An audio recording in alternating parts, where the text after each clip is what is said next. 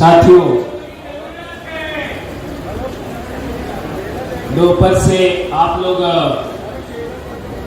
देश भर से आए सामाजिक कार्यकर्ताओं को सुन रहे हैं। यूएनओ से आए कुलमन चौधरी और हमारे विधानसभा के उपाध्यक्ष की भी बात आप लोगों ने सुनी। सबसे पहले तो देश भर के आदिवासियों को नागपुर में आमंत्रित करने के लिए सभी प्रभावशाली सामाजिक कार्यकर्ताओं को आमंत्रित करने के लिए बिरसा ब्रिगेड और आदिवासी विचार मंच के साथियों को हम धन्यवाद देना चाहेंगे। और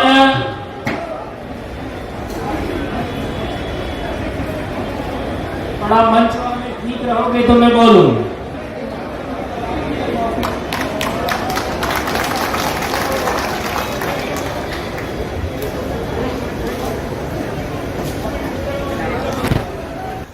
मैं अपनी बात कहने से पहले आप लोगों की एकाग्रता चाहता हूं। यदि एकाग्रचित हो करके आप लोग बात को समझते हैं, सीखते हैं, तो बोलना अच्छा होगा। दोस्तों, बहुत बड़ी मेहनत करने के बाद ये पंडाल सजा है और देश भर के लोग यहां पर आए हैं। हमारे दक्षिणी राजस्थान से भी करीब 100 लोग यहां पर आए हैं। 100 लोग 1.5 दिन की यात्रा करके यहां पर आए हैं और यहां पर आप लोगों की बातें सुनी। जहां तक बात है पूरे देश में आदिवासियों की समस्याओं को लेकर के, मैं 2002 से समाज में काम कर रहा हूं और मैंने आज तक पाया है कि जहां भी आदिवासियों का सम्मेलन होता है वहां समस्याओं पर ज्यादा चर्चा होती है, लेकिन समस्याओं का कारण क्या है उस पर चर्चा बहुत कम होती है। हमारी ये समस्या है, हमारी वो समस्या है, हमारा ऐसा होना चाहिए, ये सभी लोग बोलते हैं, लेकिन ये समस्या का कारण क्या है उस कारण को भी हमें आइडेंटिफाई करना होगा। अभी हमारे उत्तर प्रदेश के एक भाई ने बोला था कि क्या इस देश में आदिवासी आजाद है? तो मैं कहना चाहता हूं कि 1950 तक तो हम लोग आजाद थे, लेकिन आज आजाद है कि नहीं है यह सोचने का विषय है। ऐसा मैं इसलिए कह रहा हूं कि आज देश के अंदर सच बोलना कठिन हो गया है, सही बात कहना कठिन हो गया है, न्यायप्रिय बात करना कठिन हो गया है। देश में जो भी व्यक्ति सच बोलने की हिम्मत करता है उस आदमी को दबाने की कोशिश होती है। ये बात हो रही है आज देश भर में। यदि आज की तारीख में आदिवासियों को बचाना चाहते हो तो सबसे पहले हम आदिवासियों को एक जगह इकट्ठा होने के लिए हम लोगों को कोशिश करनी चाहिए और यह काम एक दिन के कार्यक्रम में संभव नहीं है। मैं चाहता हूं कि देश के किसी भी कोने में वह सेमिनार हो, लेकिन कम से कम 2 से 3 दिन का कार्यक्रम होना चाहिए जिसमें हम योजना बनाएं कि पूरे देश के आदिवासी, पूरे देश के संगठन और पूरे देश के पॉलिटिकल लोग हैं और पूरे देश के विभिन्न धर्मों में बटे हुए आदिवासी हैं, उनको हम कैसे जोड़ें। संगठन बनाना आसान है, संगठन चलाना मुश्किल है। कोई भी संगठन देश में आदिवासियों का 4 साल से ज्यादा प्रभावशाली नहीं रहता। उससे पहले उस संगठन को खत्म करने की योजना चलती है और लोग फिर निराश होकर के दूसरा संगठन खड़ा कर देते हैं। ऐसा हमें नहीं करना। जो भी संगठन करता ने अभी तक काम किया समाज के लिए, 5 से 10 साल दिया और उन संगठन कर्ताओं का अनुभव को हमें आगे बढ़ाना चाहिए। जहां तक सतीश जी पेंडाम का सवाल है, इसी नागपुर की धरती पर हम लोग पहली बार एक सम्मेलन के अंदर 2013 में मिले थे। इसी तरीके से हम लोग पूरे देश भर के अंदर विभिन्न सामाजिक संगठन और विभिन्न आपके जो मूवमेंट है उनके अंदर हम लोग सभी सामाजिक कार्यकर्ताओं को सुना और सुनने के बाद अंततः हमने फैसला लिया कि हम लोगों को सामाजिक विचारधारा को इस तरीके से पेश करना चाहिए, इस तरीके से विकसित करना चाहिए कि विभिन्न पार्टियों में बटे हुए लोग हैं वो भी हमारी तरफ आकर्षित होना चाहिए, विभिन्न धर्मों में बटे आदिवासी हैं वे भी हमारी तरफ आकर्षित होना चाहिए, विभिन्न संगठनों में बटे हुए आदिवासी हैं वे भी हमारी तरफ आकर्षित होना चाहिए और विभिन्न रीजनल में बसे हुए आदिवासी हैं वो भी हमारी तरफ आकर्षित होना चाहिए, केंद्रित होना चाहिए। ये चीज हम लोग करने में कामयाब हुए। इसकी वजह से आज दक्षिणी राजस्थान में एक ऐसी वैचारिक क्रांति, एक ऐसा सांस्कृतिक शुद्धिकरण का प्रयास चल रहा है जिसकी वजह से पूरे देश में आज की तारीख में एक क्रांति सी खड़ी हो रही है और वो क्रांति आपके साथ है, ऐसा मैं कहना चाहता हूं। दोस्तों, पूरे देश के अंदर भील आदिवासी सबसे बड़ा आदिवासी समुदाय है और उसका मैं एक सदस्य हूं, वंशानुगत सदस्य हूं। जैसा कि यूएनओ में कहा गया कि भीली बोली संस्कृत भाषा से बनी है, इंडो आर्यन लैंग्वेज है, यह बात 100% ही नहीं 101% गलत है, 101% गलत है। कैसे? भीली बोली के अंदर मां को आई कहते हैं, संस्कृत भाषा के अंदर मां को क्या बोलते हैं? मात्र। हिंदी में क्या बोलते हैं? माता। भीली बोली में मां को क्या बोलते हैं? आई। कहां मैच कर रहा है? राजस्थान से लगा करके कर्नाटक तक आदिवासी लोग अपनी मां को आई बोलते हैं। कहां है? दूसरा उदाहरण, हम आदिवासी लोग दक्षिणी राजस्थान के अपने पिताजी को आतो कहते हैं, आतो।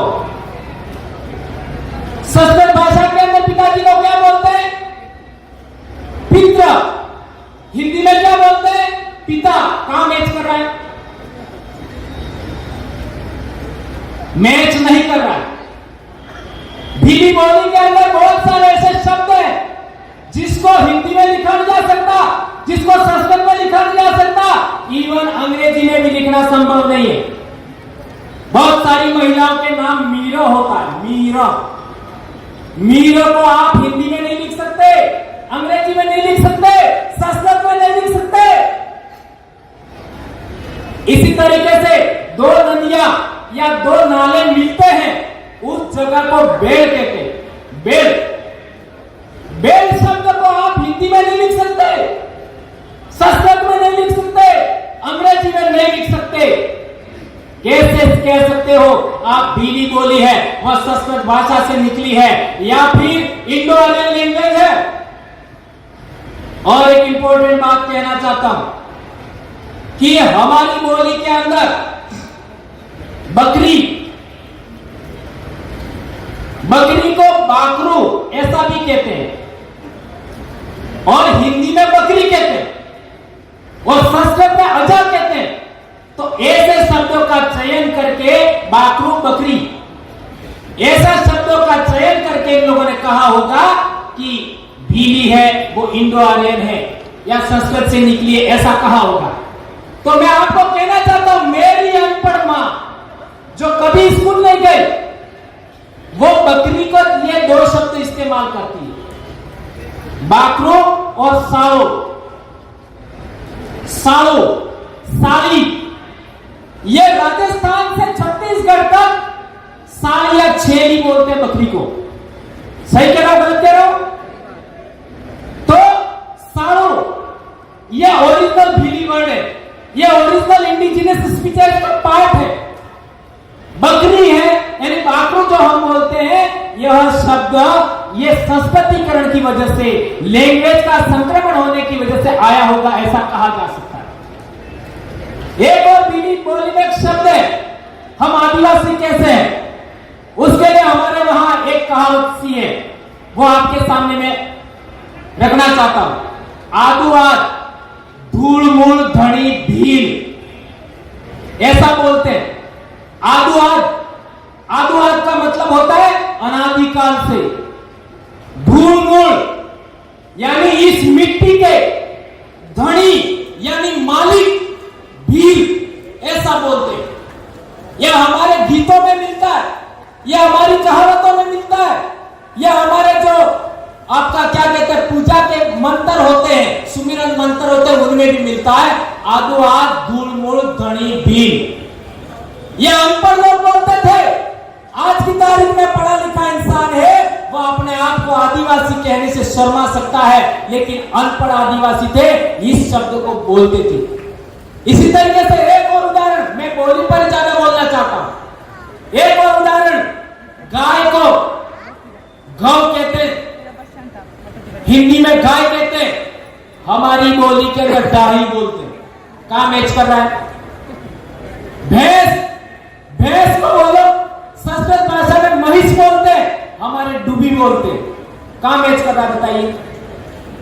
एक भी शब्द ऐसा नहीं है भीली बोली का जो इंडो आर्यन लैंग्वेज से मैच करता है। कुछ शब्द जो उनकी बोली के हमारे बोली में आ गए, उन शब्दों के आधार पर इन लोगों ने ऐसा बोला है। तो ये मैं कहना चाहता हूं कि कोई बंदा ये कहता है, ये साबित करना चाहता है कि भीली बोली इंडो आर्यन लैंग्वेज है, वो संस्कृत से निकली है, वो पहले भंवरलाल परमार से डिबेट कर ली। मैं खुला चैलेंज दे रहा हूं। 2500 शब्दों का मैंने भीली बोली का शब्दकोश तैयार किया है, 2500 शब्दों का, और बहुत सारे शब्द ऐसे हैं जैसे च, छ, श, अक्ष, तर, ज्ञ, ये शब्द हमारी भीली बोली में होते ही नहीं है, और इनके बगैर संस्कृत भाषा नहीं लिखी जा सकती। ये बात ध्यान रखनी होगी। संस्कृत भाषा 10वीं सदी से पहले है या नहीं है, इस पर भी प्रश्नवाचक चिन्ह है। भारत देश के अंदर शिलालेखों में, भारत देश के अंदर साहित्यों में प्राचीनतम उल्लेख मिला है, वो पाली प्राकृत भाषा का मिला है, और प्राकृत भाषा से ही मराठी बनी है, प्राकृत भाषा से ही गुजराती बनी है। ये बात हमको ध्यान में रखना होगा दोस्तों। एक बात और, जो लोग भीली बोली के शब्द बोल नहीं सकते, जो लोग भीली बोली के शब्द बोल नहीं सकते, जो भीली बोली के शब्दों का अर्थ नहीं जानते, जो लोग भीली बोली को समझ नहीं सकते, वो कैसे कह सकते हैं कि भीली इंडो आर्यन है या आदिवासी स्पीचेज है, वह इंडो आर्यन स्पीचेज से निकली है। तो दोस्तों, टाइम का हमारे पास लिमिट है, बोलने के लिए बहुत सारी बात है, लेकिन आज इस पंडाल से, इस ग्राउंड से, नागपुर से एक बात लेकर के हमको जाना है कि हम लोग आने वाले पीरियड में 2 से 3 दिन का एक पूरे देश के आदिवासियों का योजनाबद्ध तरीके से जन जागरण करने के लिए, वैचारिक एकीकरण करने के लिए, सांस्कृतिक शुद्धिकरण करने के लिए हम लोग योजना बनाएंगे।